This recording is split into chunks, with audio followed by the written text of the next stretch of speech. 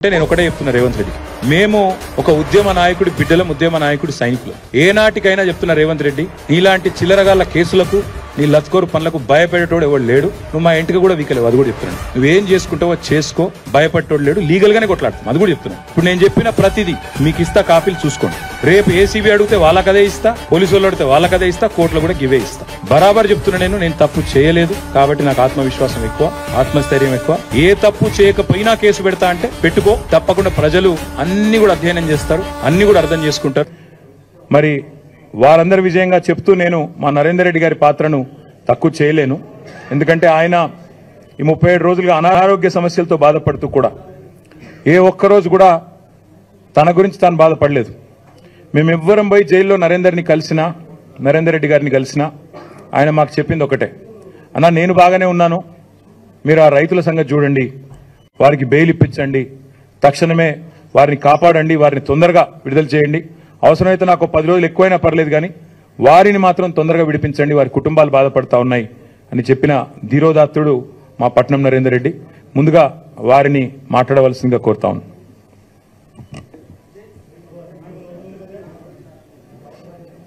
ఈరోజు మీ అందరు కదా నెల 10 రోజుల నుంచి చూస్తూ ఉన్నారు. రాష్ట్రం అంతా కూడా ఒక ప్రభుత్వ కుట్ర, ముఖ్యమంత్రి రేవంత్ రెడ్డి కుట్రలో భాగంగా, రాజకీయ కుట్రలో భాగంగా అమాయక రైతులను, నన్ను 37 రోజుల పాటు జైల్లో పెట్టి తప్పుడు కేసులు పెట్టినందుకు ఈరోజు న్యాయస్థానం గౌరవించి నన్ను విడుదల చేసినందుకు ఈ సమావేశం ఏర్పాటు చేసిన గౌరవనీయులు పార్టీ వర్కింగ్ ప్రెసిడెంట్ మాజీ మంత్రులు కేటీ రామారావు అన్న గారికి, శాసనమండలిలో ప్రతిపక్ష నాయకులు మధుసూనాచార్య గారికి, గౌరవ శాసనసభ్యులు, శాసన మండలి సభ్యులు, పత్రికా, ఎలక్ట్రానిక్ అండ్ మీడియా మిత్రులందరూ కూడా పేరు పేరున ధన్యవాదాలు తెలియజేసుకుంటున్నాను. మీరందరూ చూస్తూ ఉన్నారు, ముఖ్యమంత్రికి ప్రజలను డైవర్ట్ చేయడానికి ఏదైనా ఒక ఇష్యూ తీసుకురావాలి, ఇచ్చిన హామీలు ఎగగొట్టాలి, 6 గ్యారంటీలు ఎగగొట్టాలనే ఉద్దేశంతోనే ఒక రాజకీయ కుట్రలో భాగంగానే ఈరోజు రేవంత్ రెడ్డి గారు నాపైన, రైతులపైన కేసు పెట్టడం జరిగింది. అక్రమంగా జైలుకు పంపినాడు. న్యాయస్థానం ఉంది, ధర్మం గెలుస్తుంది. తప్పకుండా న్యాయస్థానంలో ఎప్పటికైనా ధర్మమే గెలుస్తుంది. ఎన్ని తప్పుడు కేసులు పెట్టినా భయపడేది లేదు. ఇట్లాంటి తప్పుడు కేసులు ఎన్ని పెట్టినా బెదిరేది లేదు. ఎన్నిసార్లు అయినా ప్రజల కోసం, రైతుల కోసం జైలుకోవడానికి సిద్ధంగా ఉన్నాం. నీవు ఎన్ని తప్పుడు పెట్టినా ఎవరు కూడా భయపడం. ఇది ఒక కుట్ర, మీరందరూ చూసినారు. నాకే అలా ప్రమేయం లేదు. ఆ సంఘటన జరిగినప్పుడు పత్రికా సోదరులు మీరు కూడా ఉన్నారు ఇక్కడనే. 11వ తారీఖు నాడు 12 గంటల నుంచి 1:30 వరకు నేను భవన్లో ఉన్నాను. ప్రెస్ మీడియాలో నేను, శ్రీనివాస్ గౌడ్ గారు, ఆల వెంకటేశ్వర రెడ్డి గారు, ఆ రోజు గత కన్నా ముందు 10వ తారీఖు నాడు ముఖ్యమంత్రి గారు అక్కడ మహబూబ్నగర్ పార్లమెంట్ పోయినప్పుడు అక్కడ ప్రసంగించిన దాని మీద కౌంటర్గా మేము అందరం ప్రెస్ పెట్టినాం, లక్ష్మీరెడ్డి అందరంలో. స్వయాన మీరే చూసినారు. నేను ఇక్కడ హైదరాబాద్లో ఉన్నాను. నాకు ఎలాంటి సంబంధం లేకుండా, నాకు ఆ కేసుతో, దాడితో సంబంధం లేకుండా కావాలని కేసులో ఇరికిచ్చి రేపు కొడంగల్లో రాజకీయంగా అనగదొక్కాలనే ఉద్దేశంతో నన్నే తప్పుడు కేసులు ఇరికిచ్చినాడు. దాని తర్వాత నా ద్వారా వీళ్ళందరూ చూసినారు. పొద్దున 7 గంటలకు నన్ను అరెస్ట్ చేసినప్పుడు నేను ఫస్ట్ పోలీసులను ఒకటే అడిగాను, అరెస్ట్ వారెంట్ ఉందా మీ దగ్గర, ఎఫ్ఐఆర్ కాపీ ఉందా, నాకు చూపియండి, అప్పుడే అరెస్ట్ చేయండి అని చెప్తే, మా దగ్గర పైన ఆదేశాలు ఉన్నాయి, మా దగ్గర ఏం లేదని చెప్పి బలవంతంగా నన్ను కార్లో ఎక్కించుకొని తీసుకొని పోయి వికారాబాద్ డిటిసి సెంటర్లో పెట్టి అక్కడ 11 గంటలకు ఎస్పీ గారు రావడం జరిగింది. నేను ఎస్పీ గారిని కూడా ప్రశ్నించిన, సార్ నన్ను ఎందుకు అరెస్ట్ చేసిర్రు, మీ దగ్గర అరెస్ట్ వారెంట్ ఉందా, ఎఫ్ఐఆర్ ఉందా అంటే, మాకు కూడా పైకి వెళ్ళి ఆదేశాలు ఉన్నాయి అందుకే చేసినాం అని చెప్పి సాయంత్రం వరకు 3 గంటల వరకు పరిగిలో కూర్చోబెట్టి 4 గంటల ప్రాంతంలో కొడంగల్ హాస్పిటల్ తీసుకుపోయి హెల్త్ చెకప్ చేసినారు. ఆ హెల్త్ చెకప్ టైంలో అన్ని పేపర్ల మీద నా దగ్గర సైన్ పెట్టించుకొని నాకు చదవడానికి కూడా అవకాశం ఇవ్వకుండా, మా అడ్వకేట్ చదువుకోవడానికి వీలు లేకుండా డైరెక్ట్గా జడ్జి గారి ముందర ప్రొడ్యూస్ చేసినారు. దాంట్లో తెల్లారి మార్నింగ్ మా మిస్సెస్ జైలుకి వచ్చినప్పుడు కేటీఆర్ గారి పేరు చెప్పినామంటే మా పేపర్లలో వస్తుందని చెప్పినారు. అప్పటి వరకు నాకు తెలియదు కేటీఆర్ గారి పేరు రాసి రిమాండ్ రిపోర్ట్లో పెట్టి జడ్జికి సబ్మిట్ చేసిరంటే ఎంత కుట్ర జరుగుతుందో ప్రభుత్వం పోలీసులు కలిసి అంటే నేనే తప్పుడు కేసులు ఇరికిస్తే నా ద్వారా కేటీఆర్ గారిని కూడా ఇరికియాలనే ప్రాణతోని ఒక ప్రభుత్వ కుట్రతోని ఎందుకంటే 6 గ్యారెంటీలు ఇచ్చిండు ప్రజలకు హామీలు ఇచ్చిండు అవి చెయ్యే చేత కాదు రేవంత్ రెడ్డికి మాటలు తప్ప చేతలు ఉండయి కొడంగల్ ప్రజలకు తెలుసు నాకు తెలుసు 10 ఏళ్ల నుంచి చూస్తున్నాం ఒట్టి మాటలే చేతలు ఉన్నాయి మళ్ళా ఆ చేతలలో అన్ని మాటలు ఇచ్చి చేతలు చెప్పిండు కాబట్టి ప్రజలను మోసం చేసిండు కాబట్టి ప్రజలను డైవర్ట్ చేయడానికినే ఒక్కొక్క కేసు పెడతా ఉంటాడు ఈరోజు చూసినారు నాకు ఇప్పుడే బెయిల్ వస్తుంది ఒక పక్క మళ్ళా కేటీఆర్ గారి మీద కేసు పెట్టి అది డైవర్ట్ చేయాలి మళ్ళీ ఇది ఒక 6 నెలలు గడపాలి ఇట్లా గడుపుకుంటూ ప్రజలకు మోసం చేసుకుంటూ ఇచ్చిన గ్యారంటీ ఒక్కటి కూడా అమలు చేయకుండా ముఖ్యమంత్రి ప్రజలను మోసం చేస్తా ఉన్నాడు రైతులను మోసం చేస్తా ఉన్నాడు నేను ముఖ్యమంత్రికి ఛాలెంజ్ చేసి చెప్తున్నా సొంత నియోజకవర్గం నేను కూడా ఎమ్మెల్యే ఉన్నా నువ్వు కూడా ఇప్పుడు ప్రజెంట్ ఎమ్మెల్యే ఉన్నావు కొడంగల్ నియోజకవర్గంలో ఒక పెద్ద గ్రామం తీసుకుందాం రుద్వారము అంగడరాయచూరు దొరేపల్లిలో భూనీడు ఉన్నది ఆ గ్రామంలో గ్రామసభ పెడదాం నేను పక్క కూర్చుంటా గ్రామసభ పెట్టు నీవు ఇచ్చిన పథకాలు ఏవేవి ఎవరెవరికి వచ్చినాయో నువ్వే గ్రామసభలు అడిగి తెలుసుకో ఎంతమందికి రుణమాఫీ అయింది ఎంతమందికి 500 గ్యాస్ సిలిండర్ వచ్చింది ఎంతమందికి మీకు 200 ఫ్రీ కరెంట్ వచ్చిందో గ్రామసభ పెట్టి తెలుసుకుందాం అప్పుడు నువ్వు 100% కాదు 50% గిట్ట నీ హామీలు అమలైతే బ్రహ్మాండంగా విజయోత్సవాలు చేసుకో మేము కూడా మీ విజయోత్సవాల్లో పాల్గొంటాం 50% అమలైతే ఛాలెంజ్ చేస్తున్నారు రేవంత్ రెడ్డి దీన్ని ఛాలెంజ్ సవాల్ తీసుకో కొడంగల్ గ్రామసభ పెట్టి ఎప్పుడు పెడతావో చెప్పు నేను వస్తా ఏ గ్రామంలో పెడతావు మీ సొంత కాన్స్టిట్యూన్సీలో పెడదాం అక్రమంగా రేవంత్ రెడ్డి సోదరుడు తిరుపతి రెడ్డి కాంగ్రెస్ గుండాలతోని అధికారులపై దాడి చేపించిండు దాడి చేపించి రైతులు భూములు ఇస్తలేదని చెప్పి కక్షగట్టి దాడి చేపించి అదే రోజు రాత్రి 1 గంట కరెంటు బంద్ చేసి నెట్ బంద్ చేసి గ్రామంలో పోలీసులు రిజర్వ్ పోలీసు పంపించారు అక్కడికి వెళ్ళి అంటే కుట్ర చేసి రైతులను భయభ్రాంతులు చేసి దౌర్జన్యం చేసి కేసులు ఇరికించి భూములు గుంజుకుందామని ప్రయత్నం చేశారు తప్ప మేం చేయలే కుట్ర రేవంత్ రెడ్డి సోదరుడు తిరుపతి రెడ్డి కుట్ర చేసినాడు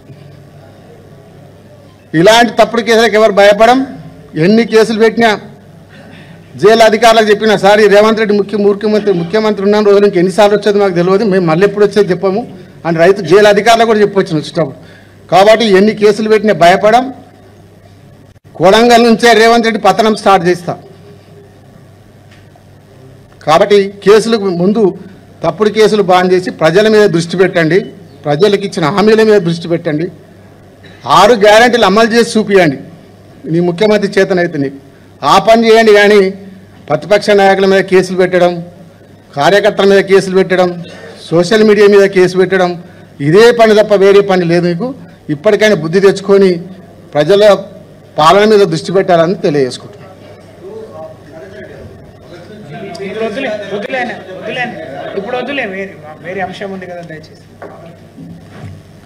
నరేంద్ర ఎక్కడ ఓడు మీరు ఎప్పుడు పిలిస్తే అప్పుడు వస్తాడు మళ్ళీ డీటెయిల్డ్గా అన్ని విషయాలు చెప్తాడు వీడియో కూడా చూపెడతాడు ఇక ఇప్పుడు ప్రస్తుతం వార్తల్లో ఏదైతే ఉన్నదో అంశం దానికి వద్దాం అసలు ఏంది ఈ కేసు ఏంది జరుగుతున్నది ఏంది ఇవాళ ఆ ఫోన్లు బంద్ చేయరాదు పోయి కొద్దిసేపు ఊకెళ్ళలేంది కొద్దిసేపు సైలెంట్ అన్న పెట్టుకోండి అంతగానో ఇంపార్టెంట్ ఫోన్లు ఉంటే బయటకన్నా పోండి దయచేసి మిత్రులు నేను కోరేది ఏమంటే మేము గత 2 రోజులుగా నిన్న ఈరోజు గౌరవ స్పీకర్ గారిని కోరినాం సెషన్ నడుస్తోంది కాబట్టి ఏదో కుంభకోణము లంబకోణము అని గవర్నమెంటు క్యాబినెట్లో ఏదో గంటన్నర సేపు తర్కం చేసింది చర్చించింది పరిశోధించింది సాధించింది ఏదో కనిపెట్టిండ్రు అని చెప్పి లీక్లు ఇస్తా ఉన్నారు మేమేమి అడిగామంటే ఈ 4 గోడల మధ్యన 4 సన్నాసులు మాట్లాడేందుకు 4 కోట్ల ప్రజల ముందు చర్చ పెడదాం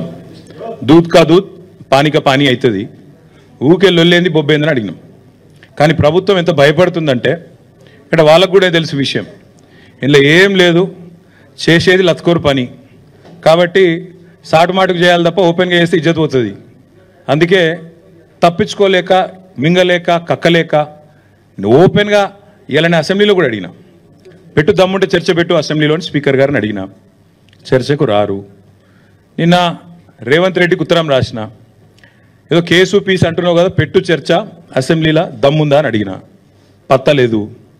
రేపో లేకపోతే ఎల్లుండో ఆయనతో అసెంబ్లీ ఏదో నడిపించినట్టు చేసి తూతూ మంత్రంగా మైకులు వలిగేటట్టేదో సేమ్ సోది ఉపన్యాసాలు చెప్పి అవతల పడతారు తప్ప ఈ విషయం మీద చర్చించే దమ్ము ప్రభుత్వానికి లేదు.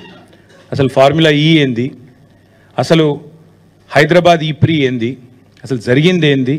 అందుకే అనివార్య పరిస్థితులు, ఎందుకంటే ప్రభుత్వానికేమో చర్చకు ముందుకొచ్చే దమ్ము లేదు, చర్చలో పాల్గొనే సత్తా లేదు. ముఖ్యమంత్రికి చర్చలో పాల్గొని కళ్ళలో కళ్ళు పెట్టి చూసి ధైర్యంగా ఇది జరిగింది తప్పు అని రుజువుపించే శక్తి లేదు.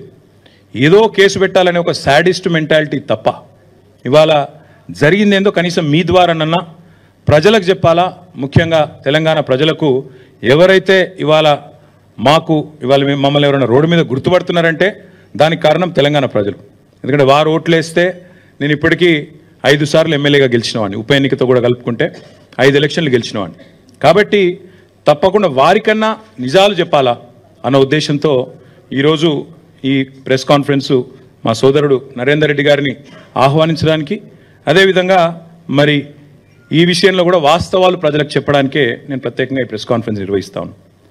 జరిగింది ఏంటి మీకు లాస్ట్ టైం కూడా చెప్పాను, మళ్ళొక్కసారి చరిత్ర చరణం అయినప్పటికీ కొద్దిగా మీకు బోర్ కొట్టినప్పటికీ దయచేసి సావధానంగా వినాలని రిక్వెస్ట్. హైదరాబాదులో ఇండియాలో ఈ car racing, motor sports racing అనేది రావాలని, ఈ క్రీడగా బహుళ ప్రాచుర్యం పొందిన ఈ మోటార్ స్పోర్ట్ రేసింగ్ ఏదైతే ఉందో ఇక్కడికి తేవాలని చాలా ప్రయత్నాలు గతంలో కూడా జరిగినాయి. చంద్రబాబు నాయుడు గారు ముఖ్యమంత్రిగా ఉన్నప్పుడు 2001వ సంవత్సరంలో ఆనాడు ఫార్ములా 1 రేస్ని ఇక్కడికి తేవాలని చాలామంది మిత్రులు కూడా మీడియాలో ఫార్ములా 1ని ఫార్ములా ఈని కలగాపులగం చేసి వాడుతున్నారు. దయచేసి అందుకే మీకు వివరంగా చెప్తాను. ఫార్ములా 1, 2, 3, 4 అవేమో regular internal combustion engines, ice engines అంటారు వాటితో జరిగే రేసులు. ఫార్ములా ఈ అంటే ఎలక్ట్రిక్ వాహనాలతో జరిగే రేసు ఫార్ములా ఈ. ఇవన్నీ కూడా FIA కిందికి వస్తాయి, ఫెడరేషన్ ఆఫ్ ఇంటర్నేషనల్ ఆటోమొబైల్స్ అని, దాని కిందికి వస్తాయి. ఎట్లయితే క్రికెట్లో మనకు BCCI, ICC రెండు ఉంటాయి. BCCI అంటే Bharat cricket board of cricket control India, ICC అంటే ఇంటర్నేషనల్ క్రికెట్ కౌన్సిల్. అట్లాగే ఇందులో కూడా 2 అసోసియేషన్స్ ఉన్నాయి. ఒకటి FMSCI, federation of motor sports clubs India, same BCCI మాదిరిగా ఇండియాలో ఒకటి ఉంది. అదే మాదిరిగా మళ్ళీ ఇంటర్నేషనల్గా FIA, ఫెడరేషన్ ఇంటర్నేషనల్ ఆటోమొబైల్. ఆ FIA అనేది ఎపెక్స్ బాడీ, దాని కిందనే F1, F2, F3, F4, FE అంటే ఫార్ములా ఈ. ఈ రేస్లన్నీ కూడా వాళ్ళ కిందనే నడుస్తాయి. ఎప్పుడైతే చంద్రబాబు నాయుడు గారు 2001, 2, 3 ఆ ప్రాంతంలో ఈ బర్నీ ఎకెల్స్టోన్ అని ఆయన ఫార్ములా 1 యొక్క CEO ఆయనని కలిసి మీరు హైదరాబాద్కి రండి, మీరు ఇక్కడ రేస్ పెట్టడానికి కావాల్సిన ఏర్పాట్లు నేను చేస్తాను ప్రభుత్వ పరంగా అని ప్రయత్నం ప్రారంభించారు. కానీ దురదృష్టం ఆ ప్రయత్నం ఫలవంతం కాలేదు, ఫర్ వాట్ ఎవర్ రీజన్. అప్పటికి చంద్రబాబు నాయుడు గారు 2004లో ఓడిపోయారు, అది కూడా ఒక కారణం కావచ్చు. కానీ చంద్రబాబు నాయుడు గారు ఓడిపోక ముందే ఆయన ప్రభుత్వంలో ఉండంగానే ఇవాళ గోపన్పల్లి, మనకిప్పుడు ఫైనాన్షియల్ డిస్ట్రిక్ట్ పక్కనే ఉన్న ప్రాంతం గోపన్పల్లి, అక్కడ 580 ఎకరాల భూసేకరణకు నోటీసులు కూడా ఆనాడు ప్రభుత్వం ఇవ్వడం జరిగింది రెవెన్యూ డిపార్ట్మెంట్ ద్వారా. దేనికి? ఒక formula 1 race track, permanent track ఇండియాలో బిల్డ్ చేయాలి, దానికి హైదరాబాదే కేంద్రం కావాలి అనే కోరికతో ఆనాడు చంద్రబాబు నాయుడు గారి ప్రభుత్వం ఒక బలమైన ప్రయత్నం చేసింది. దురదృష్టం వారి ప్రభుత్వం పోయింది. ఆ తర్వాత వచ్చిన కాంగ్రెస్ ప్రభుత్వం వాళ్ళు దాన్ని పట్టించుకోలేదు. అట్లే ఆ రైతులు కూడా ఎవరైతే ఆ గోపన్పల్లిలో భూసేకరణ నోటీసులు రిసీవ్ చేసుకున్న వాళ్ళు ఉన్నారో వారు అప్పటి నుంచి ఇప్పటివరకు న్యాయ పోరాటం చేస్తూనే ఉన్నారు. ఆ రైతుల్లో ఒక ఆయన రేవంత్ రెడ్డి కూడా ఉన్నాడు. ఈరోజు ముఖ్యమంత్రిగా ఉన్న రేవంత్ రెడ్డికి కూడా అక్కడ 15 ఎకరాల భూమి ఉంది. సో ఇప్పుడు నేను చెప్పే స్టోరీ అంతా రేవంత్ రెడ్డికి కూడా ఎరికే. ఆయన గుంజుకున్నాడా లేకపోతే నిజంగానే రిజిస్టర్ చేసుకున్నాడా అది నాకు ఎరకలేదు. కానీ గోపనపల్లిలో భూమి ఉందని ఆయన అఫిడవిట్లో కూడా చూపెట్టిండు. ఎలక్షన్ అఫిడవిట్లో కూడా రేవంత్ రెడ్డి గారి ఎలక్షన్ అఫిడవిట్లో కూడా నాకు 15 ఎకరాల భూమి గోపనపల్లిలో ఎక్కడైతే ఫార్ములా 1 కోసం ఆనాటి అప్పటి తెలుగుదేశం ప్రభుత్వం భూసేకరణ నోటీసులు ఇచ్చిందో అందులో నాకు కూడా ఉన్నది అని చెప్పి రేవంత్ రెడ్డి గారు కూడా అఫిడవిట్లో, ఎలక్షన్ అఫిడవిట్లో కూడా మొన్న 2023 ఎలక్షన్ అఫిడవిట్లో కూడా డిక్లేర్ చేశారు. తదనంతరం ప్రయత్నాలు జరిగినాయి దేశంలో. ఈ F1 అనే రేసును తేవాలి, ఎందుకంటే చాలా విస్తృతమైన ప్రచారం కలిగిన బాగా పాపులర్ రేస్ F1. దాని చుట్టూ మర్చెండైజింగ్, దాని చుట్టూ కొన్ని సిటీల యొక్క గ్రోతే దాని చుట్టూ. మొనాకో అనే ఒక సిటీ ఉంటుంది, ఒక కంట్రీ కమ్ సిటీ. అది మొనాకోలో జరిగే గ్రాండ్ ప్రీ వరల్డ్ ఫేమస్. అక్కడ పెద్ద పెద్ద వాళ్ళు ప్రపంచంలో ఉండే బిలియనీర్లు అందరూ దిగుతారు. అసలు ఆ మొనాకో అనే సిటీ వెలుగులోకి వచ్చిందే ఈ ఫార్ములా 1 రేస్ వల్ల. అట్లా ఒక ఫార్ములా 1 రేస్ని ప్రపంచవ్యాప్తంగా ఒక అంచనా ప్రకారం 200 కోట్ల పైచిలకు మంది చూస్తారు. 2 బిలియన్ ప్లస్ పీపుల్ చూస్తారు. అంత popular racing formula 1 racing. So మన దేశంలో కూడా ప్రయత్నాలు జరిగి చివరికి ఉత్తరప్రదేశ్లో అప్పుడు జేపీ గ్రూప్ అని ఉండేది, ఇప్పుడు కూడా ఉన్నట్టుంది, జయప్రకాష్ గ్రూప్. నోయిడాలో వారు ఒక ట్రాక్ కట్టారు, పెద్ద ట్రాక్ కట్టి ఆ ట్రాక్లో ఫార్ములా 1 వాళ్ళని ఒప్పించి మొత్తానికి ఉత్తరప్రదేశ్ నోయిడాలో డబ్బులు మేము పెడతాము అని చెప్పి 1700 కోట్ల రూపాయలు ఖర్చు చేసి, ఇది ఎప్పుడు నేను చెప్పేది 2009-10 ఆ ప్రాంతంలో 1700 కోట్ల రూపాయలు ఖర్చు చేసి ఆనాడు 2009, 10, 11. ఎందుకంటే ఒక రేస్ అనేది 1 సంవత్సరం కోసం జరగదు. రేస్ అనేది ఎప్పుడైనా కూడా ఒక 4 సంవత్సరాలు 3 సంవత్సరాలు సైనింగే. ఎందుకంటే ఒకటేసారి అట్లా వచ్చి ఇట్లా రేస్ చేసి వెళ్ళిపోవడానికి కాదు, ఉండదు. డెఫినెట్గా ఒకసారి దాన్ని ఏమంటారు క్యాలెండర్లోకి రావాలి, ప్రచారం జరగాలి.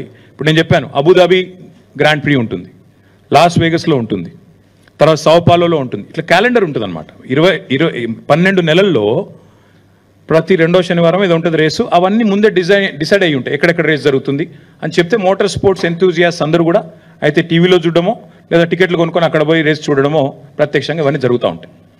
సో అట్లా ఉత్తరప్రదేశ్కి మొత్తానికి వాళ్ళు పట్టుకొచ్చారు, జేపీ గ్రూప్ వాళ్ళు పట్టుకొచ్చినారు. 3 సంవత్సరాలు జరిగింది race, 9, 10, 11. For whatever reason 3 సంవత్సరాల తర్వాత వాళ్ళకు ఫార్ములా 1 వాళ్ళు ఇక మళ్ళీ మేము రాము ఇండియాకి అని చెప్పి క్యాన్సిల్ చేసుకొని 11 తర్వాత వాళ్ళు వెళ్ళిపోయినారు. ఈ రీజన్స్ నాకు తెలియదు, కానీ దాదాపు అప్పట్లో జేపీ గ్రూపు అక్కడ ఉత్తరప్రదేశ్ ప్రభుత్వము అందరు కలిసి ఖర్చు పెట్టిన అమౌంట్ 1500 నుంచి 1700 కోట్లు. 1500 నుంచి 1700 కోట్ల రూపాయలు ఆ రేస్ నిర్వహణ కోసం ఖర్చు పెట్టారు. సో అందులో కొంత రెవెన్యూ కూడా వచ్చి ఉంటుంది, వచ్చిన వాళ్ళు చూడడానికి, స్పాన్సర్స్, దానికి దీనికి కొంత రెవెన్యూ కూడా వచ్చి ఉంటుంది. తర్వాత ఇంకా మళ్ళీ భారతదేశంలో మోటార్ స్పోర్ట్స్ రేసులు ఆ స్థాయిలో ఎన్నడూ జరగలేదు, చిన్నవి జరుగుతుంటాయి. ఫార్ములా 4 రేస్ అని మొన్ననే చెన్నైలో జరిగింది. నిన్నగాక మొన్న మీరు చూసింటారు, అమిత్ షా గారు జమ్మూ కాశ్మీర్లో ఫార్ములా 4 రేస్ జరిగింది, ఇది గర్వకారణం భారతదేశానికి అని కూడా మొన్ననే ట్వీట్ చేశారు, చూసింటారు మీరు. అట్లాగే చెన్నైలో మొన్ననే అక్కడి ప్రభుత్వం స్టాలిన్ గారు, వారి కుమారుడు డిప్యూటీ సీఎం ఉదయ్ స్టాలిన్ 42 కోట్లు ప్రభుత్వం నుంచి ఖర్చు పెట్టి ఫార్ములా 4 రేస్. ఫార్ములా 4 అంటే నిజంగా చెప్పాలంటే ఫుడ్ చైన్లో చాలా కింద ఉంటుంది. F1 తర్వాత F2 తర్వాత F3 తర్వాత F4 అలా.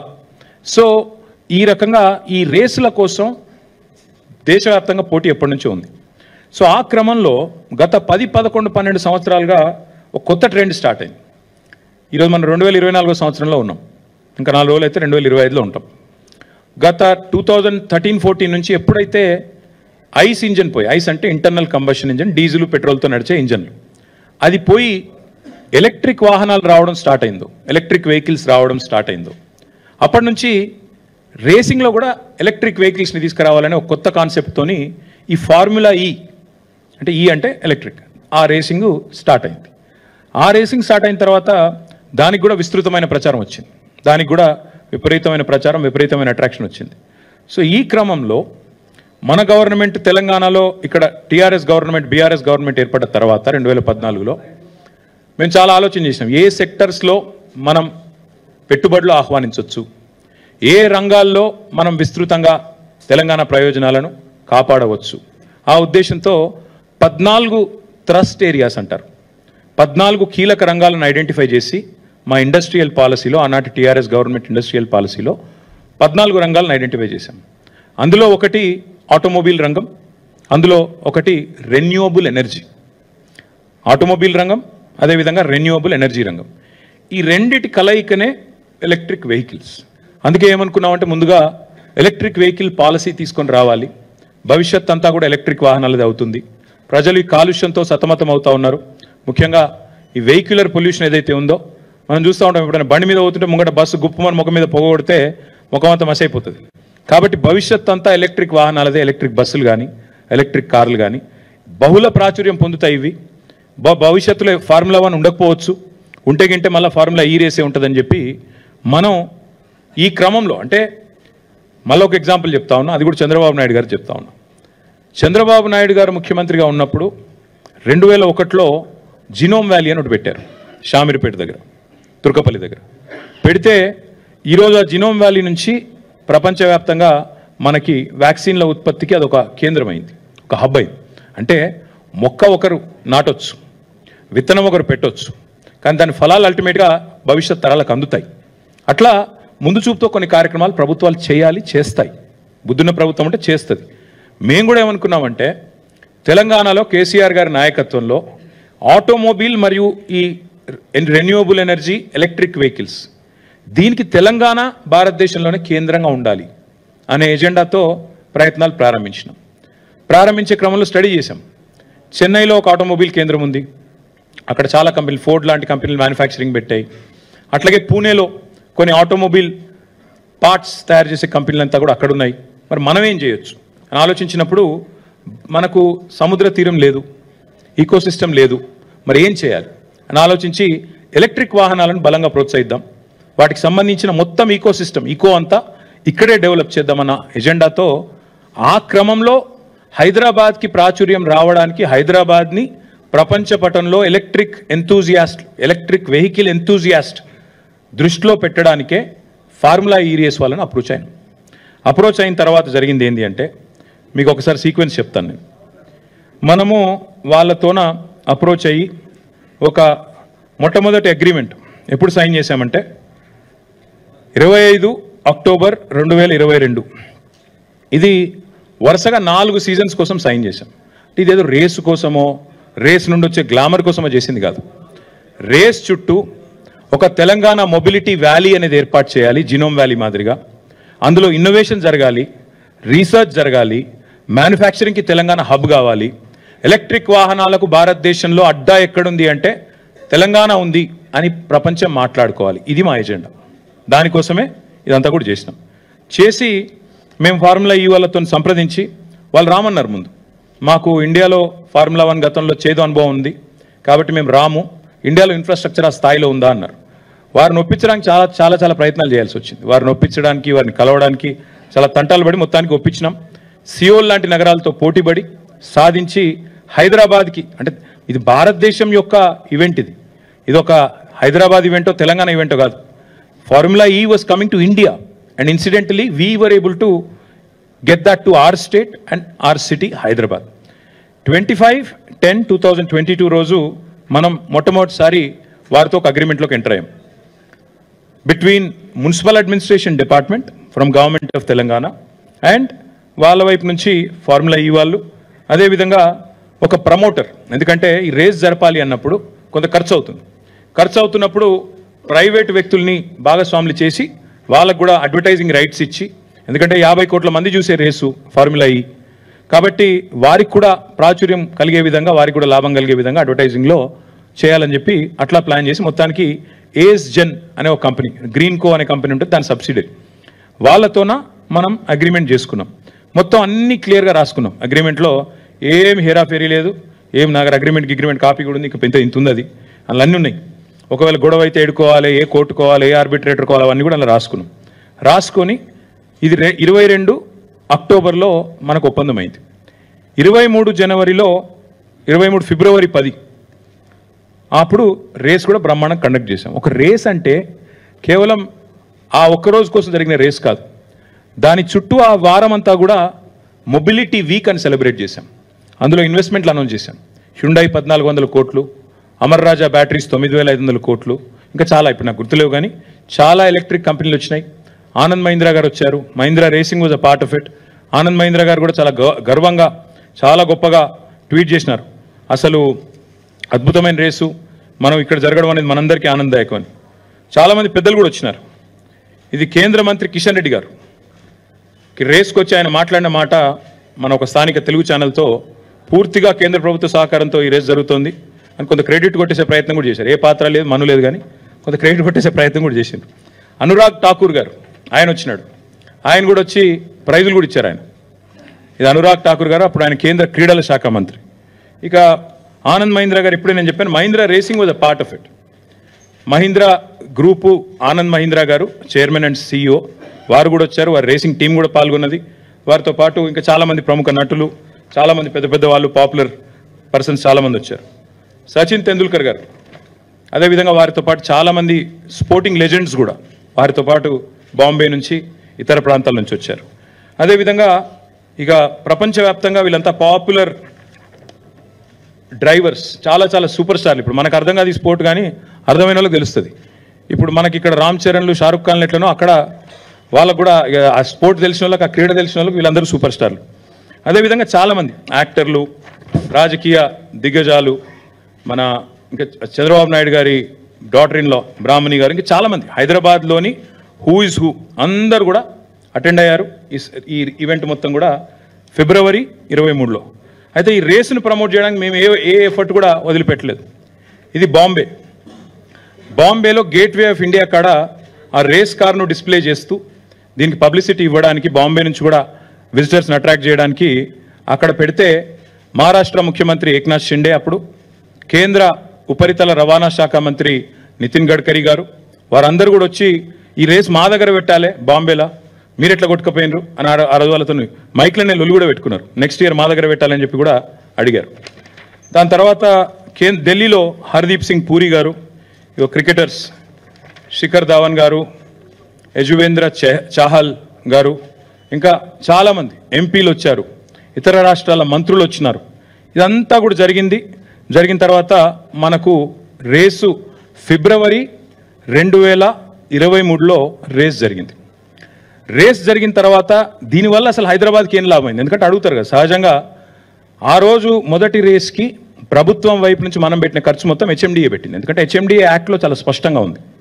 హెచ్ఎండిఏ చట్టంలో ఏం రాసింది అంటే, హైదరాబాద్లో జరిగే ఏ లీజర్ యాక్టివిటీ అయినా, ఏ రిక్రియేషన్ యాక్టివిటీ అయినా దాన్ని ప్రమోట్ చేయడానికి హెచ్ఎండిఏకి పూర్తి అధికారం ఉంది. హెచ్ఎండిఏ యొక్క చైర్మన్ ముఖ్యమంత్రి గారు, హెచ్ఎండిఏ యొక్క వైస్ చైర్మన్ మున్సిపల్ మంత్రిగా ఆ రోజు నేనున్నాను. కాబట్టి హెచ్ఎండిఏ నుంచి ఒక 30-35 కోట్లు ఏదో ఖర్చు పెట్టినట్టు, నాకు ఎగ్జాక్ట్ నెంబర్ గుర్తులేదు, సబ్జెక్ట్ టు కరెక్షన్. 30-35 కోట్లు ఏదో ఖర్చు పెట్టాము.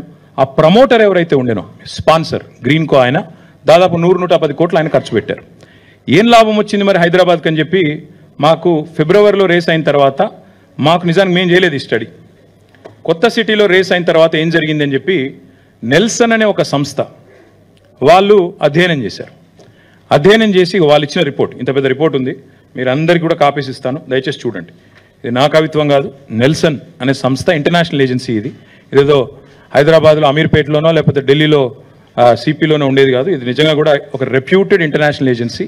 వారు ఇచ్చిన రిపోర్ట్, వారు ఏం చెప్పారంటే, హైదరాబాద్ నగరానికి ఈ రేస్ వల్ల, ఫిబ్రవరి 23లో జరిగిన రేస్ వల్ల $82 మిలియన్ ఎకనామిక్ బెనిఫిట్ వచ్చింది నగరానికి. ఎట్లా వస్తుంది ఎకనామిక్ బెనిఫిట్ ఒక నగరానికి అంటే, ట్రావెల్, జిఎస్టీ పేమెంట్స్, ఇండైరెక్ట్గా జరిగే ప్రచారము, 50 కంట్రీస్లో మనకి జరిగే మనకు లభించే విస్తృతమైన పబ్లిసిటీ, ఎన్నింటి వల్ల అల్టిమేట్గా మనకి బ్రహ్మాండంగా విస్తృతమైన ప్రచారం వచ్చింది, లాభం జరిగిందని చెప్పి ఈ నెల్సన్ అనే సంస్థ ఇచ్చిన అధ్యయన రిపోర్ట్. సో జరిగిన ఖర్చు మొత్తం కలిపి ప్రైవేట్ ఆయన పెట్టింది 100-110 కోట్లు, మన ప్రభుత్వం ఆనాడు హెచ్ఎండిఏ రూపంలో పెట్టింది 35-40 కోట్లు, పెట్టిన ఖర్చు మొత్తం 150 కోట్లు అయితే $82 మిలియన్ లాభం జరిగింది అని చెప్పి నెల్సన్ రిపోర్ట్ చెప్పింది. అంటే అర్థం ఏంటి? $82 మిలియన్ అంటే ఈ రోజు లెక్క ప్రకారం తీసుకుంటే కూడా 700 కోట్లు.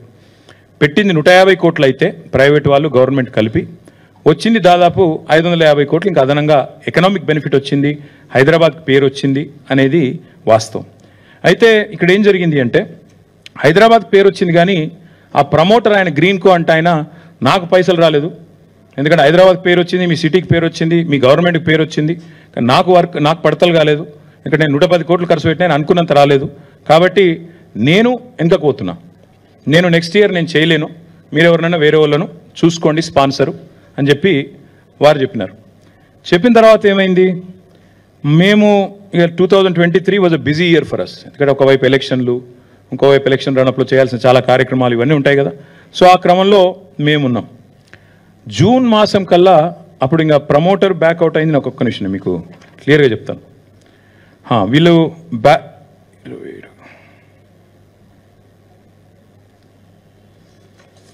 వీళ్ళు ఒక సెకండ్, మొత్తానికి గ్రీన్కో వాళ్ళు బ్యాకౌట్ అయిపోయారు. బ్యాకౌట్ అయిపోయిన తర్వాత మనకి జూన్ మాసం, జూన్ జూలై ఆ టైంలో నాకు ఆనాటి మా సెక్రటరీ అరవింద్ కుమార్ గారు నా దగ్గరికి వచ్చారు.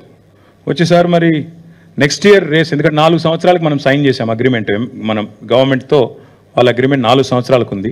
మరి ప్రమోటర్ బ్యాకౌట్ అయ్యాడు, ఎట్లా ఏం చేయమంటారు అన్నారు. నేనేం చెప్పానంటే ఈ రేసు, ఎందుకంటే నా ఉద్దేశం, నా మనసులో ఉన్నది చెప్తున్నాను మీకు. నా ఆలోచన ఏముండే అంటే అల్టిమేట్గా ఎలక్ట్రిక్ వెహికల్స్ తెలంగాణ హబ్ కావాలి అంటే మేము చాలా కాన్ఫిడెంట్గా ఉంటాం, మళ్ళీ గవర్నమెంట్ మనదే వస్తుంది తప్పకుండా. మనం 2వ సంవత్సరంలో కాకపోతే 3వ 4వ సంవత్సరంలో అల్టిమేట్గా ఎలాన్ మస్క్ లాంటి పట్టుకొని రావాలా, పట్టుకొచ్చి హైదరాబాద్ని తెలంగాణని షోకేస్ చేసి మనం టెస్లా కూడా అవసరమైతే భవిష్యత్తులో ఇక్కడికే వచ్చేటట్టు చేయాలి. ఎందుకంటే వాళ్ళకు కూడా ఇండియా ప్లాన్స్ ఉన్నాయి. ఈవెంట్ చుట్టూ అట్లా ప్రపంచం దృష్టిని ఆకర్షించాలనేది మా ప్రయత్నం. కాబట్టి ఆ రన్అప్లో నేనేం చెప్పానంటే జూన్ జూలైలో మరి వాళ్ళు అడుగుతున్నారు ప్రమోటర్ బ్యాకౌట్ అయ్యాడు ఏం చేయాలంటే, ఓ పని చేయండి, ప్రమోటర్ వెతుకుదాము, డోంట్ వరీ, ఆయన కాకపోతే ఇంకొక 2-3 ఎత్తుకుదాము, ఒకరు కాకపోతే 2-3 ఎత్తికి 100 కోట్లు కట్టాలి అంతే కదా, కడదాం, 100-110 కోట్లు పెద్ద ఇష్యూ కాదు, ఎత్తుకుదాం లేండి అని చెప్పి నేను ధైర్యం చెప్పాను. బ్యాడ్ లక్ ఏంటంటే మనకి మేము ఇక ఎలక్షన్ రన్అప్లో పడిపోయాం. నేను ఇక నా హడావుల్లో నేను తిరుగుతున్నాను. మా అరవింద్ కుమార్ గారు ప్రయత్నం చేసినారు కానీ దొరకట్లేదు. మాకు 3rd ఆగస్ట్ 2023 నాడు ఒక ఈమెయిల్ వచ్చింది. దిస్ ఇస్ ద ఈమెయిల్, చదివి వినిపిస్తాను. ఇది ఫార్ములా ఈ వాళ్ళ నుంచి నాకు ఒక ఈమెయిల్ నాకు రాశారు. Copy to Arvind Kumar, special chief secretary, minister నేను అన్నాడు. నాకేం రాశారంటే completion of contractual agreements between formula E race and Telangana government, ఇవన్నీ ఉన్నాయి. నేను ఏం రాస్తారంటే ఆయన, first of all, having followed the recent news, I'd like to send my admiration on how government of Telangana has navigated challenging situation, etc., etc. I'm reaching out to you as I feel compelled అంటూ ఆయన డబ్బులు మనం ఇంకా ప్రమోటర్ని ఎత్తుకలేకపోయాము, ఒక స్పాన్సర్ని ఎత్తుకలేకపోయాము, కాబట్టి ఇది 3 August అని చెప్పి నెక్స్ట్ ఇయర్ మీరు కనుక నెక్స్ట్ ఇయర్ క్యాలెండర్లో మీరు ఉండాలనుకుంటే ఆయన చెప్పింది ఏమంటే 16 ఆగస్ట్ లోపల మీరు దయచేసి మాకు చెప్పండి మీకు కావాలా వద్దా అని చెప్పి వారు ఇవన్నీ కూడా కాపీస్ మీకు ఇస్తాను. నా దగ్గర ఇలా దాచడానికి ఏం లేదు, మీకు అన్ని కాపీస్ ఇస్తాను, దయచేసి మీరు చూసుకోండి. ఇవన్నీ ఇచ్చిన తర్వాత మీరు కావాలంటే ఎప్పుడంటే అప్పుడు మళ్ళీ ఫోన్లో మాట్లాడొచ్చు, నాతో జూమ్ కాల్లో ఉండొచ్చు అని. ఆల్బర్టో లాంగో, ఈయన founder and chief championship officer of Formula ఈ, ఆయన రాసిన లెటర్ 3 ఆగస్ట్ 2023. దాని తర్వాత మాకు ఇక అప్పుడు ఉన్న ఎలక్షన్ రడప్లో నేనున్నాను. నేనేం చెప్పానంటే అరవింద్ కుమార్ గారికి ఒక పని చేద్దాం, హెచ్ఎండిఏ యాక్ట్లో మనకు లీజర్ యాక్టివిటీ కానీ రిక్రియేషన్ కానీ ఇవన్నీ కూడా ప్రమోట్ చేసేదానికి అవకాశం ఉంది. 55 కోట్లు ముందు కడదాం మనం, ఎందుకంటే రేస్ ఆపుకోవాలి మనం. ఇంపార్టెంట్ పాయింట్ ఏంటంటే ఇక్కడ రేస్ మన దగ్గర ఉండాలి, పోనీయద్దు.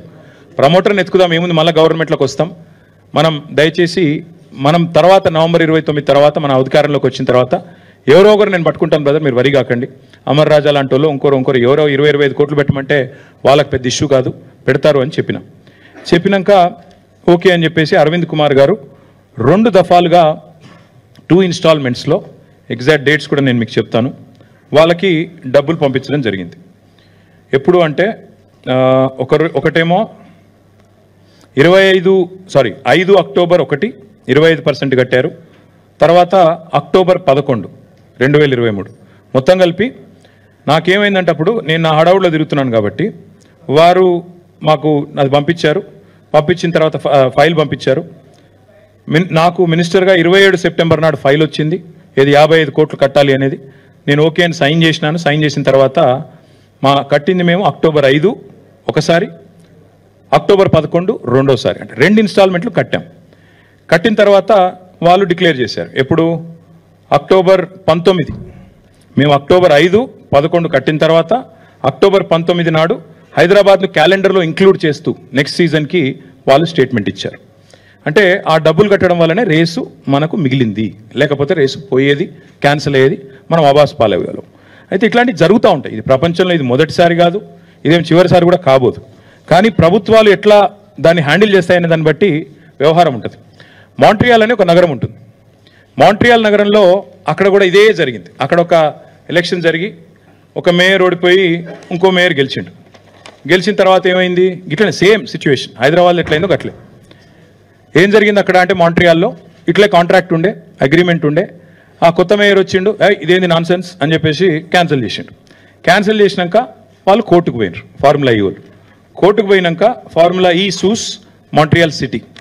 తర్వాత ఏమైంది, అక్కడ సిటీ గవర్నమెంట్స్ ఉంటాయి, స్టేట్ గవర్నమెంట్ కంటే కూడా సిటీ గవర్నమెంట్లు మేయర్లు పవర్ఫుల్. అల్టిమేట్గా సెటిల్ చేసుకున్నారు. $3 మిలియన్ కడుతూ మాంట్రియాల్ సిటీ ఆ రేసు విషయంలో జరిగిన బ్రీచ్ ఆఫ్ కాంట్రాక్ట్ బాధ్యత తీసుకుంటూ $3 మిలియన్ కడుతూ సెటిల్ చేసుకున్నారు. ఇదే మొదటిసారి కాదు, చివరిసారి కూడా కాదు, ఇట్లాంటివి జరుగుతూ ఉంటాయి. కాంట్రాక్ట్ బ్రీచ్లు ఇవన్నీ జరుగుతూ ఉంటాయి. జరిగిన తర్వాత మనకి అల్టిమేట్గా మరి రేసు విషయంలో డబ్బులు కట్టాము, రేసు మనకు ఉంటుందని తెలిసిపోయింది. ఇది 27 అక్టోబర్ నాడు మనకి వాళ్ళు ఆ స్పాన్సర్ ఎవరైతే ఉన్నారో అప్పటిదాకా ఉండే ఫస్ట్ సీజన్లో ఆయన టర్మినేషన్ లెటర్ ఇచ్చేసిండు మనకు. ఇక నేను లేనిలా ఏస్జెన్ అంటే ఆయన గ్రీన్ కో అంటే ఆయన నాకు సంబంధం లేదుగా ఈ రేస్తోని, ఈసారి హెచ్ఎండిఏ కట్టింది డబ్బులు కాబట్టి మీరు చూసుకోండి అని ఆయన ఇచ్చిన లెటరు, ఈ కాపీ కూడా నేను మీకు ఇస్తాను. ఇక తర్వాత మిగతాది మీకు తెలుసు. 29 నవంబర్ నాడు ఎన్నిక జరిగింది. ఎన్నిక జరిగిన తర్వాత మేము ఓడిపోయాము. డిసెంబర్ 3 నాడు రిజల్ట్స్ వచ్చినాయి. కాంగ్రెస్ గవర్నమెంట్ డిసెంబర్ 7 నాడు వచ్చింది. డిసెంబర్ 7 నాడు కాంగ్రెస్ గవర్నమెంట్ వస్తే ఇక్కడ ఒక చాలా ఇంపార్టెంట్ విషయం మీకు చెప్పాలి. ఇప్పటి వరకు రేవంత్ రెడ్డి విషయం బయట మాట్లాడతలేడు, దానకిషోర్ గారు మాట్లాడతలేరు, గవర్నమెంట్ మాట్లాడతలేదు. ఈ ప్రమోటరు, ఈ చీఫ్, ఈయన ఫౌండర్ ఆఫ్ ఫార్ములా ఈ రేవంత్ రెడ్డిని వచ్చి కలిసిండు. ఇప్పటివరకు ఇది పేపర్లో లేదు, ఎక్కడ లేదు, ఫోటో చెప్తలేదు గవర్నమెంట్. ఇది 13 డిసెంబర్, అంటే వీళ్ళు గవర్నమెంట్కి వచ్చింది 7 డిసెంబర్ అయితే 13 డిసెంబర్ నాడు ఆయన వచ్చి రేవంత్ రెడ్డిని కలిసిండు. కలిసి తర్వాత ఏం జరిగింది అంటే this is exactly on 13th December.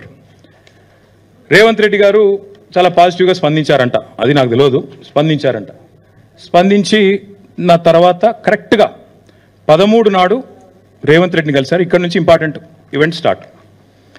ఇది 19 నాడు ఎవరైతే రేవంత్ రెడ్డిని కలిసిండో ఆల్బర్టో, ఆయన co founder and chief championship officer, ఆయన కూడా ఈ దానకిషోర్ గారు కూడా మీటింగ్లో ఉన్నారు. ఆల్బర్టో రేవంత్ రెడ్డి గారిని కలిసినప్పుడు దానకిషోర్ గారు కూడా ఆ మీటింగ్లో ఉన్నారు, ఫోటోలో లేరు, మీటింగ్లో ఉన్నారు. ఇది దానకిషోర్ గారికి ఆల్బర్టో 19 డిసెంబర్ నాడు రాసిన లేఖ, ఈమెయిల్. ఏం రాశారంటే, dear Mr Dana Kishore, I trust this letter finds you well. On behalf of Formula E operations మీకు కంగ్రాచులేషన్స్, ఇప్పుడు కొత్తగా మీరు ప్రిన్సిపల్ సెక్రటరీ అయ్యారు అని చెప్తూ, we are writing to you with great enthusiasm regarding our ongoing partnership and agreement in place for hosting Formula E race in the city of Hyderabad for the next 3 years. వచ్చే 3 సంవత్సరాల కోసం కూడా formula E race ఇక్కడ నిర్వహించాలనే తాపత్రయంతో నేను మీకు రాస్తున్నాను. We value the collaborative spirit that has defined our relationship thus far and look forward to building on the lasting positive impact which 2023 Hyderabad E-Prix has created. ఇక inaugural edition 31,000 మంది వచ్చారు, దాదాపు 190 కంట్రీస్లో చాలామంది చూశారు అని చెప్తూ, నెల్సన్ అనే సంస్థ $83 మిలియన్, ఇదంతా కూడా మీకు ఇస్తాను, మీకు అన్ని కూడా షేర్ చేస్తాను, మీరు చూసుకోవచ్చు. $83 మిలియన్ లాభం జరిగిందని చెప్పి రాశారు అని రాస్తూ, ఇక్కడ నుంచి important. Following my encouraging personal meeting with Chief Minister Revanth Reddy last Wednesday in Hyderabad, we kindly request written confirmation that newly elected government will progress with the existing agreement between Formula E operations and the MA and UD department. As part of the confirmation to the event, I'd also like to request your commitment to an operational delivery plan of the event. And JP Formula E event director, with whom you had fruitful conversation earlier, will be in touch with you and చెప్తూ డీటెయిల్డ్గా email రాసి ఆయన ఏమంటారంటే, ఇందులో చాలా important line ఏంటంటే, I fully appreciate the short preparation time to familiarise your self with formula ఈ project, yet I am required to request the receipt of a letter of confirmation of the event commitment by no later than 21st December 2023, close of business India time. 13 రోజు ముఖ్యమంత్రిని కలిసిండు, 19 రోజు email చేసిండు ఆయనకి, దానకిషోర్కి. ఇది ఏది కూడా ఇప్పటివరకు గవర్నమెంట్ బయట చెప్పట్లేదు. ఈ గవర్నమెంట్ ఎట్లా చెప్తుందంటే అసలు ఏం జరగనే లేదు, ఉత్తనే అయిపోయింది, ఏదో దోపిడీ జరిగిపోయింది అన్నట్టు మాట్లాడుతున్నారు. 19 రోజు ఉత్తరం రాశారు, రాసి క్లియర్గా అడిగినారు, ఇది మీరు మరి చేస్తారా రేసు, మీరు ఎంకరేజింగ్ ఉండే రేవంత్ రెడ్డి గారితో మీటింగు, కానీ మరి చేస్తారా లేదా మరి చెప్పగలరు, 21 డిసెంబర్ ఈవినింగ్ కల్లా చెప్పాలి మీరు, ఎందుకంటే లేకపోతే మాకుండే రూల్స్ మాకుండే ఇబ్బందులు మాకున్నాయి అని చెప్పారు. చెప్పిన తర్వాత దానకిషోర్ గారు మరి సమాధానం ఇచ్చారో లేదో నాకు తెలియదు. This is the letter again by the legal director of Formula ఈ ఆన్ 22nd డిసెంబర్. 21st కల్లా చెప్పమన్నారు, వీళ్ళు చెప్పినో లేదో నాకు తెలియదు. 22nd నాడు వాళ్ళ లీగల్ డైరెక్టర్ ఫార్ములా వాళ్ళ లీగల్ డైరెక్టర్ దానకిషోర్ గారికి ఉత్తరం రాసిండ్రు. ఏమని? This letter is sent basically terminate చేస్తున్నాం, బ్రీచ్ జరిగింది, కాంట్రాక్ట్ బ్రీచ్ జరిగింది, మీరు పైసలు కట్టలేదు కాబట్టి మరి dear Danakishore, following our letter dated 19 December which content requirements still unaddressed from your side, FEO has no option but to formally notify you pursuant to section 23.1 of the schedule 2 of the agreement that MANUD department is in material breach of our agreement due to failure to pay a significant amount of fees. ఇక్కడ విచిత్రమైన విషయం ఏంటంటే ఇది, మీరు ఇది వినండి దయచేసి. ఇక్కడ ఏం చెప్పారంటే ఆయన అగ్రిమెంట్ మీరు ఫెయిల్ అయ్యారు, బ్రీచ్ చేశారు అని చెప్తూ మీరు థర్డ్ ఇన్స్టాల్మెంట్ కట్టలేదు, మీరు కట్టలేదు అంటే మొదటి 2 ఇన్స్టాల్మెంట్లు ఏదైతే మనం పంపామో 5 అక్టోబర్ 11 అక్టోబర్ ఇందాక నేను చెప్పిన 55 కోట్లు అవి ముట్టినాయి, ఆ పైసలు మా దగ్గరికి వచ్చినాయి, కానీ థర్డ్ ఇన్స్టాల్మెంట్ మీరు కట్టలేదు కాబట్టి ఇక్కడ మేము విధి లేని పరిస్థితుల్లో FE is entitled to terminate the agreement effective immediately. We ask you to remedy the above breach by no later than close of business 26 December 2023. ఇంకో 4 రోజులు సమయం ఇస్తున్నాము, మీరు చేయగలిగితే చేయండి, సాల్వేజ్ చేయండి అని చెప్పారు. కానీ వీళ్ళు చేయలేదు. ఇక్కడ ఇంపార్టెంట్ పాయింట్ ఏంటంటే చాలా స్పష్టంగా వాళ్ళు రాసింది, లీగల్ డైరెక్టర్ రాసిన లెటర్ ఇది దానకిషోర్కి. 2 ఇన్స్టాల్మెంట్లు ముట్టినాయి పైసలు, 3వ ఇన్స్టాల్మెంట్ పైసలు మీరు కడతలేరు కాబట్టి బ్రీచ్ చేస్తున్నారు. అంటే 55 కోట్లు ఇటు పోయినాయి అటు పోయినాయి, అందులోకెళ్ళి వీళ్ళు తీసుకున్నారు, ఇన్లేలు పెట్టినారు, ఆన్లేలు పెట్టిన అనేది సన్నాస్ మాటలు మాట్లాడుతున్నారో అంతా ఫాల్తూ మాటలు, లత్కోర్ మాటలు అని స్పష్టంగా ఫార్ములా వాళ్ళ లీగల్ డైరెక్టరు మన సెక్రటరీ గారికి, మన MANUD సెక్రటరీ గారికి పంపిన లేఖ. ఇక దాంతోపాటు ఇక్కడ ఇంపార్టెంట్ పాయింట్ ఏంటంటే ఇక్కడ మనకి ఇది ఇంకా ఇంపార్టెంట్. ఇందాక నేను చెప్పాను మీకు BCCI, ICC అట్లాగే ఇక్కడ కూడా FMSCI, FIA అని ఉంటాయి.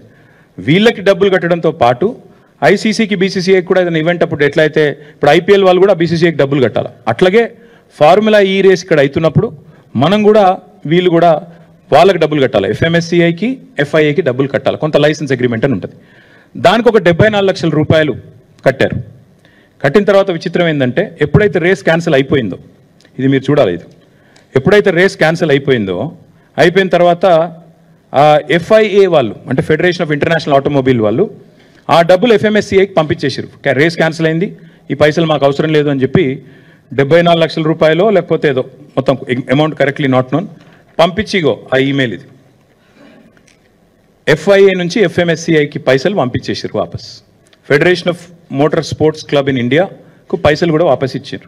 వీళ్ళు ఇప్పటికి 20 సార్లు దానకిషోర్ గారిని అడుగుతున్నారు, బాబు ఈ పైసలు వాపస్ తీసుకో, మీ డబ్బులు మీరు వాపస్ తీసుకోండి అని అడుగుతున్నారు. వీళ్ళు సమాధానం లేదు. ఎందుకు ఇదంతా ఎందుకు అంటే వీళ్ళ ఎజెండా ఒకటే, ఏదో జరిగింది. ఏం జరిగింది ఇందులో? నాకు నిజంగా బిగ్గెస్ట్ జోక్ ఎక్కడ అనిపిస్తుంది అంటే ఏసీబీ కేసు అట. ఇలా కరప్షన్ ఎక్కడుంది ఇప్పుడు మీరు చెప్పండి నాకు. 55 కోట్లు మనం కట్టిన డబ్బులు వాళ్ళకు ముట్టినాయని వాళ్ళు చెప్తున్నారు, లైసెన్స్ డబ్బులు వాళ్ళు వాపస్ ఇచ్చినామని వాళ్ళే చెప్తున్నారు. ఇది ఏది కూడా గవర్నమెంట్ బయట పెడతలేదు. ఇవన్నీ దాచి దొంగ కేసు పెట్టి ఏదో జరిగింది నేరం, ఏదో అన్యాయం జరిగింది అని బట్టగాల్చి మీదేసే ఒక లత్కోర్ ప్రయత్నం రేవంత్ రెడ్డి ప్రభుత్వం చేస్తున్నది.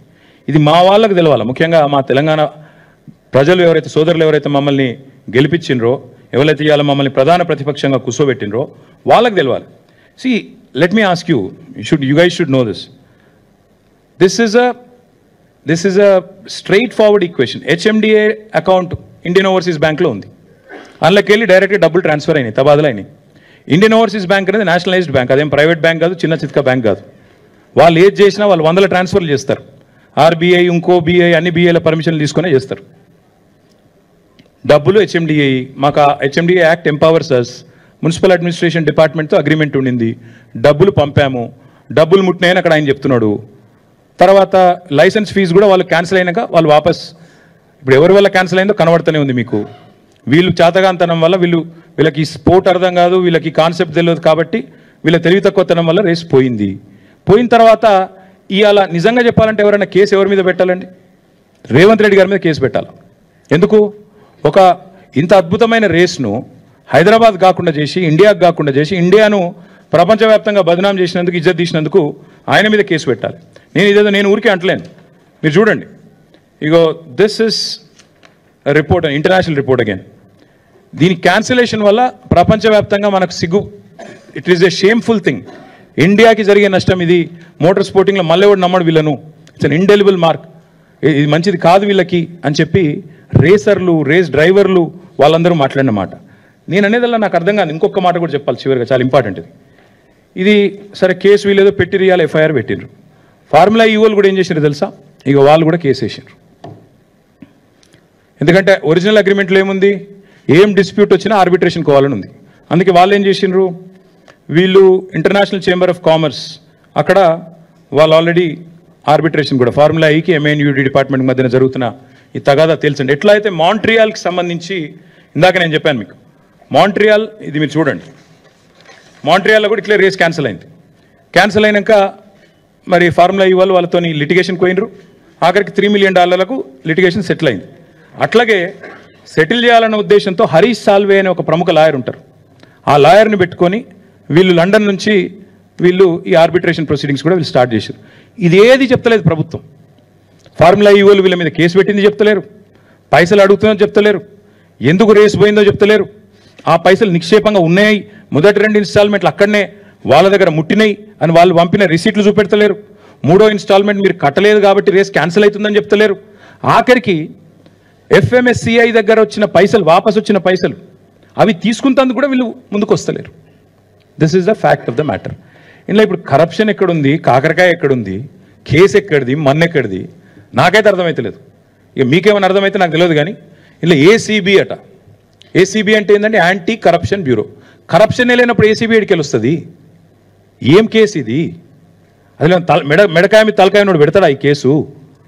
అసలు ఎవడన్నా దివానాగాడు తప్ప, హౌలగాడు తప్ప ఎవడన్నా పెడతాడా ఈ కేసు? అందుకే అంటున్నా, ఇలా కన్ఫ్యూజ్ అయ్యేది లేదు, ఏం లేదు. రేవంత్ రెడ్డి చేసే మరొక లత్కోరు ప్రయత్నం మాత్రమే ఇది. నరేందర్ మీద, లగచర్ల రైతుల మీద మొన్న చేసిండు. సరే 37 రోజులు కొట్లాడి 37వ రోజు ఇలా మా సోదరుడు బయటకు వచ్చిండు. మా మీద కూడా కేసులు పెట్టి సతాయిస్తా అనుకుంటే నేను ఒకటే చెప్తున్నా రేవంత్ రెడ్డికి, మేము ఒక ఉద్యమ నాయకుడి బిడ్డలం, ఉద్యమ నాయకుడి సైనికులు. ఏనాటికైనా చెప్తున్నా రేవంత్ రెడ్డి, నీలాంటి చిల్లరగాళ్ళ కేసులకు, నీ లత్కోరు పనులకు భయపడేటోడు ఎవడు లేడు. నువ్వు మా ఇంటికి కూడా వీకలేవు, అది కూడా చెప్తున్నాను. నువ్వేం చేసుకుంటావో చేసుకో, భయపడేటోడు లేడు, లీగల్గానే కొట్లాడతాం, అది కూడా చెప్తున్నాను. ఇప్పుడు నేను చెప్పిన ప్రతిదీ మీకు ఇస్తా, కాపీలు చూసుకోండి. రేపు ACB అడిగితే వాళ్ళకదే ఇస్తా, పోలీసు వాళ్ళు అడిగితే వాళ్ళకదే ఇస్తా, కోర్టులో కూడా గివే ఇస్తా. బరాబర్ చెప్తున్నా, నేను తప్పు చేయలేదు కాబట్టి నాకు ఆత్మవిశ్వాసం ఎక్కువ, ఆత్మస్థైర్యం ఎక్కువ. ఏ తప్పు చేయకపోయినా కేసు పెడతా అంటే పెట్టుకో, తప్పకుండా ప్రజలు అన్నీ కూడా అధ్యయనం చేస్తారు, అన్నీ కూడా అర్థం చేసుకుంటారు. మా ఎంబడి ఎందుకు పడుతున్నావు మాకు తెలుసు, మీకు తెలుసు. అమృత్ స్కామ్ గురించి మాట్లాడబడితిమి, మూసి లూటీ గురించి మాట్లాడబడితిమి, మరి మీరు చేస్తున్న అరాచకాలు, మీ అన్నదమ్ములు ఇవాళ అదానీ గారి సిమెంట్ ప్లాంట్ కోసం కొడంగల్లో చేస్తున్న అరాచకాలను ఢిల్లీ స్థాయిలో ఎక్స్పోజ్ చేస్తుమి, నీ అదానితో మీ వాళ్ళు అంటగాగుతున్న విధానం, మీ సీక్రెట్ మీటింగ్లు బయట పెడితిమి కోహినూరు హోటల్లా. ఇవన్నీ చూసినాక సహజంగానే నీకు కొంత కడుపుమంట ఉంటుంది, మేము అర్థం చేసుకోగలుగుతా నీ బాధ. కానీ ఇక్కడ భయపడేటోడు ఎవడు లేడు, నువ్వేం చేసుకుంటావో చేసుకో. తప్పకుండా నేను అడుగుతా ఉన్నా, ఇవన్నీ నేను చూపెట్టిన అన్ని కూడా these are all subject to scrutiny. మీరు you can scrutinise all of these, you can reach out to Formula E. మీరు ఎవరెవరిని కలవదలుచుకుంటే, ఎవరెవరిని అడగదలుచుకుంటే వారిని అడగండి. తప్పకుండా మేము హైదరాబాద్ బ్రాండ్ ఇమేజ్ పెంచేదానికి, తెలంగాణ బ్రాండ్ ఇమేజ్ పెంచేదానికి, తెలంగాణను ప్రపంచ పటంలో ఎలక్ట్రిక్ వెహికల్స్ రంగంలో పెట్టడానికి చేసిన ఒక ప్రయత్నం ఈ ఫార్ములా ఈ రేస్ అనేది. అందులో ఒక చిన్న అంకం, దానికి 55 కోట్లు అనేది పెద్ద ముచ్చట కాదు, పెద్ద లెక్క కాదు. కాబట్టి దాన్ని ఏదో భూతద్దంలో పెట్టి ఇల్లేదో కుంభకోణం జరిగిందంటే నేను మళ్ళీ చెప్తున్నా, ఆ 55 కోట్లు ముట్టినాయి, మా దగ్గర ఉన్నాయి అని ఫార్ములా ఈ వాళ్ళు నీకు ఉత్తరం రాసిండ్రు. ఆ లెటర్ నిమ్మంగటి ఉంది, మీకు ఇస్తాను.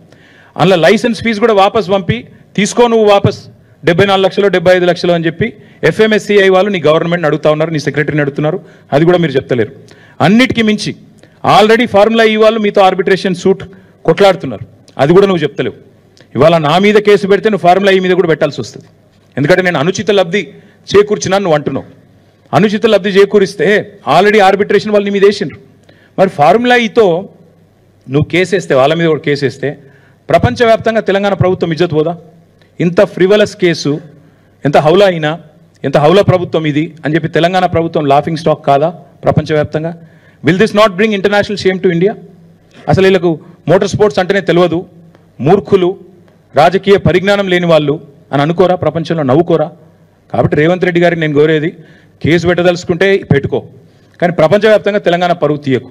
ఇప్పటికే రోజు దివ్యమైన తెలంగాణ దివాలా తెలంగాణ అని మాట్లాడుతున్నారు. ఇంకోవైపు ఇట్లాంటి చిల్లర ప్రయత్నాలు. మేము భయపడం, లీగల్గా ఎదుర్కొంటాం. మా పార్టీ లీగల్ సెల్ చూసుకుంటుంది. న్యాయపరంగా ఏమేం చేయాలో వాళ్ళు చేస్తారు. మీతో నేను కోరేది, మా నాయకులతో నేను కూడా కోరేది ఏంటంటే ఎలాంటి పరిస్థితినైనా శాంతియుతంగానే ఎదుర్కొంటాం. మేము ప్రజాస్వామిక పద్ధతుల్లో నిరసనలు చెప్తాం, ప్రజాస్వామిక పద్ధతుల్లోనే ఉంటాం తప్ప ఉద్యమాన్నే ప్రజాస్వామికంగా శాంతియుతంగా నడిపిన వాళ్ళం. పొరపాటున కూడా రేవంత్ రెడ్డి లాంటి చిల్లర నాయకుల చిల్లర ఎత్తుగడలకు మేము పడం. 100% చాలా పీస్ఫుల్గా ప్రొటెస్ట్ చేస్తాం, లీగల్గా కొట్లాడతాం. పొలిటికల్ కేసు కాబట్టి పొలిటికల్గా కొట్లాడతాం. ముమ్మాటికి ఈ ప్రభుత్వాన్ని మాత్రం ఈయన ఎన్ని డైవర్షన్ గేమ్లు ఆడినా అది కూడా చెప్తున్నాం. మళ్ళీ 420 హామీలు అమలు చేసేదాకా వీళ్ళని మాత్రం వదిలిపెట్టాం. ప్రజలకిచ్చిన ప్రతి వాగ్దానం 6 గ్యారంటీలు, 13 హామీలు, 420 దొంగ హామీలు అన్నీ అమలు చేసేదాకా వదిలిపెట్టాం. ఎన్ని కేసులు పెట్టుకున్నా అన్నీ ఎదుర్కొంటాం. Thank you. నేను మళ్ళీ చెప్తున్నా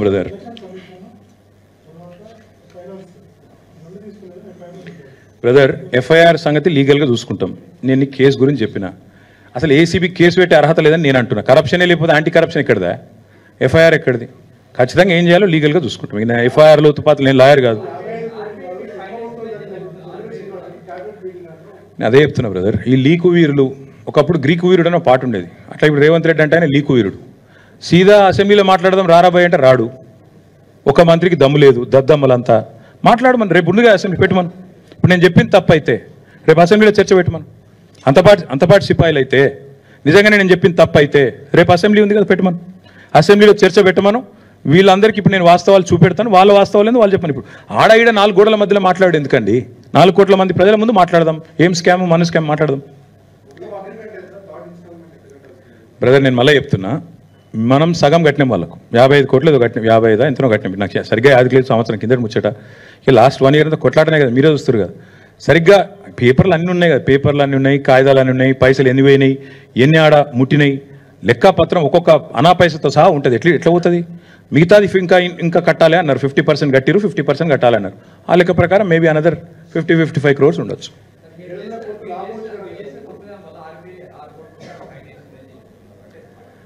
ఎవరు చెప్తున్నారు? గవర్నమెంట్ ఎక్కడ చెప్పింది? ఒక్క మంత్రి అయినా కెమెరా ముంగటికి వచ్చి మాట్లాడినా అంతా లీకు వీరులు, 6 కూర్చొని 7 కూర్చొని లీకులు వచ్చిన ఒక్కనైనా రమ్మని ముంగటికి. రేపు చర్చ పెట్టమని రాదు. నేనేమంటున్నా, మళ్ళీ అడుగుతున్నా, రేపు అసెంబ్లీలో చర్చ పెట్టు, ముఖ్యమంత్రిని మాట్లాడమని దమ్ముంటే. నిజంగా అంతా నేను తప్పు చేసింటే నేను మాట్లాడతా, అసెంబ్లీలో నేను మాట్లాడతా, నేను మెంబర్ని. రేపు అసెంబ్లీ ఉంది, సస్పెండ్ చేయి, మిగతా బిజినెస్ సస్పెండ్ చేసి పెట్టు. నేను వద్దంటున్నా. రేపు అర్ధరాత్రి 12 దాకా నడిపి, లేదా ఎల్లుండి నడిపి, నిన్నోడు కొట్టి, లేదా 15 రోజులు పొడిగించు. మొదలు 10 రోజులు అవసరమైతే అన్ని ప్రజా సమస్యలు కూలంకషంగా మాట్లాడదాం. రైతు భరోసా, 6 గ్యారంటీలు అన్నీ మాట్లాడదాం. లాస్ట్ 5 రోజులు నీ ఇష్టం. ఒకరోజు ఇది పెట్టు, ఫార్ములా ఇవి పెట్టు, ఇంకో రోజు లగచర్ల పెట్టు, ఇంకో రోజు ఫోన్ ట్యాపింగ్ అంటున్నావు అది పెట్టు, నీ ఇష్టం అనేది పెట్టు. నిన్న ఎవడు ఆపిండు? పెట్టు, వీఆర్ రెడీ.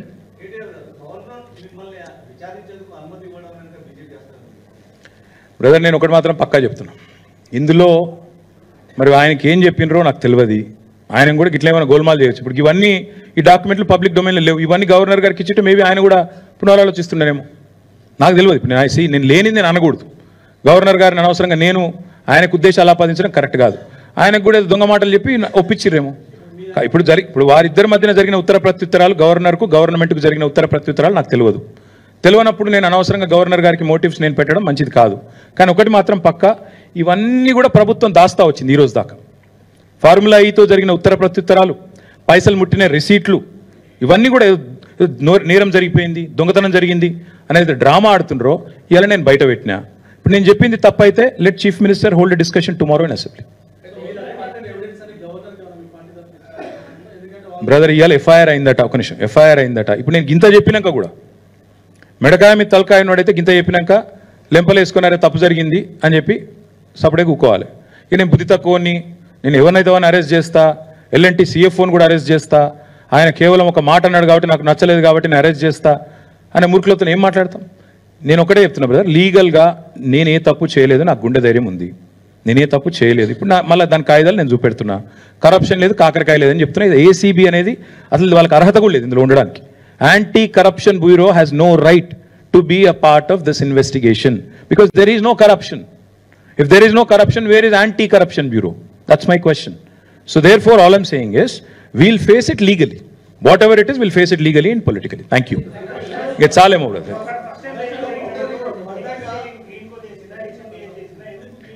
ఇంకా చాలా ఉన్నది కథ. ఇప్పుడు ఎందుకు ఇంత చెప్పినా కదా మళ్ళీ మేము ఇట్లే మూవ్ అవుతాం. వాళ్ళు అట్లా మూవ్ అవుతారు, మేము ఇట్లా మూవ్ అవుతాం. దమ్ముంటే చేతనైతే రేవంత్ రెడ్డి అనేటోడు మొగోడైతే ముందు ఓఆర్ఆర్ ఫస్ట్ ఆ టెండర్ క్యాన్సిల్ చేయమనండి. ఫస్ట్ అది క్యాన్సిల్ చేయమనండి, ఆ తర్వాత విచారణ చేయమనండి. రేవంత్ రెడ్డి మొగోడైతే